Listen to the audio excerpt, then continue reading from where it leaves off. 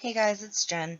It is Wednesday, and this week on Trans Love Take 2, um, we have an open topic, which was really surprisingly hard for me because I'm the kind of person that's like, you tell me what you want me to talk about, and I'll talk about it. But let me talk about whatever I want, and I'm kind of shit out of luck. So I had a couple things that I was planning on potentially talking about, and none of those seemed to work out. So what I ended up doing was kind of deciding to make this up on the fly. So what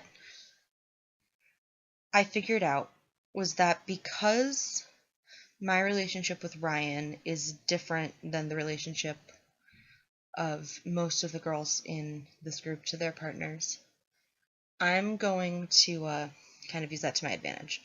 So, as you all know, when Ryan and I started dating, he had already started transitioning. Whereas I believe all of the girls in this group had met their partners before they started transition. So I guess I feel like they're going on this journey with their partners, like simultaneously, and I'm kind of a couple steps behind in that Ryan went through things that I didn't see. And so, what I'm going to kind of talk about now that I've already rambled for a minute and a half is things that I didn't consider before dating a trans guy. So, when Ryan and I started like talking again, I knew right away that I liked him, and I knew right away that he was trans. But I don't think that I really considered what that meant. I knew what being trans was. I mean, I'd seen it in the media, I'd seen it on TV. I didn't think that I knew anyone who was trans, or that's not true. I did know two male to female, so trans women, but I wasn't really friends with them. They just kind of swam in the same circle that I did. And neither of them passed very well. So it was just kind of awkward for me. But I mean, I never gave them any shit. None of us ever did because we loved them very much. But with Ryan, because he passes all the time and because we're in a different sort of relationship than just people that I know, I guess I didn't take into consideration the long-term effects of being trans. Like, for example, I, for the longest time, couldn't figure out why Fridays sucked so much. Like, every Friday, I'm like, why are you so moody? What's going on? And I finally realized that it's because that's the day before he takes his shot, and so his T levels are lowest. But, like, I didn't think about things like that. And it would be like, he'd be like, hey, can I use the bathroom before we go out? I'm like, sure, but you know that there's a bathroom there. Like, it just didn't click with me for a long time. Little things like that about how I had to remember that he wasn't born a guy. And it was just so weird for me. And it was hard for me. It still is hard for me. Because, every once in a while, a situation comes up where it reminds me that he isn't the man. Well, not that he isn't the man. That he wasn't always perceived as the man that I see on a regular basis. And I wish it didn't suck like that, but it does.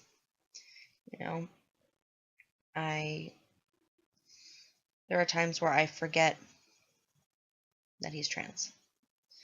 Because it's not like Ryan's my trans boyfriend.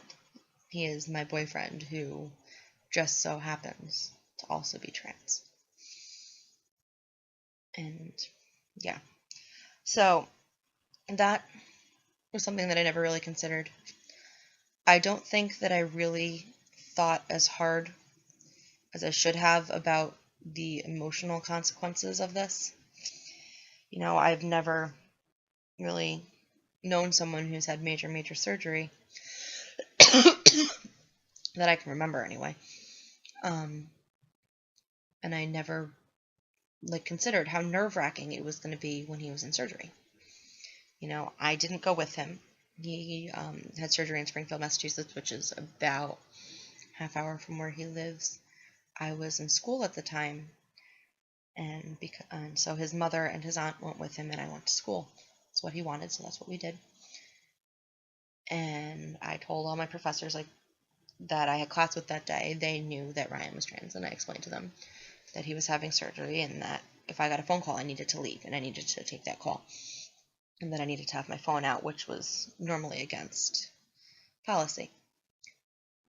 And when he wasn't out of surgery when he was supposed to be, I started to freak out. They told me that the surgery would take an hour and a half, 2 hours, and at the 2-hour, 15-minute mark, I started to get nervous. The 2.5-hour mark, I started to really freak. And when he finally got out after a little more than 3 hours, I was finally calm. But I didn't think of that.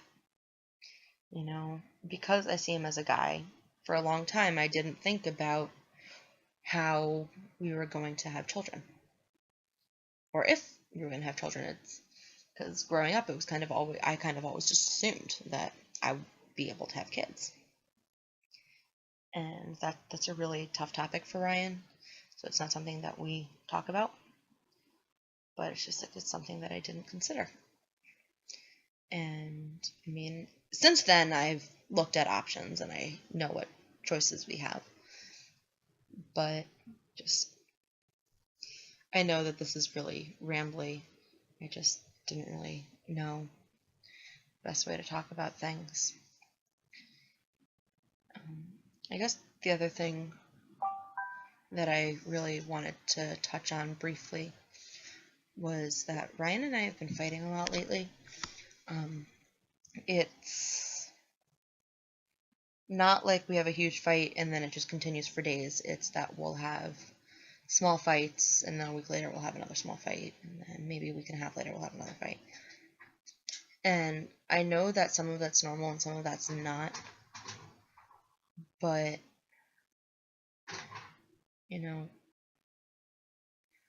sometimes, and this is really, really hard for me to say, but sometimes I kind of resent him for being trans. Not because I don't want him to be happy, because it's not that I don't want him to be happy, because I wish this was easier, because being trans, that's not just all it is. And being trans comes with dysphoria and anxiety and depression, and I have my own anxiety and depression that I have to deal with on a regular basis. And now I'm dealing with someone else's. And it's like he doesn't want medication, which I understand. But it's like sometimes I feel so helpless. Because I feel like I can't help him. And if I can't help him, what am I good for?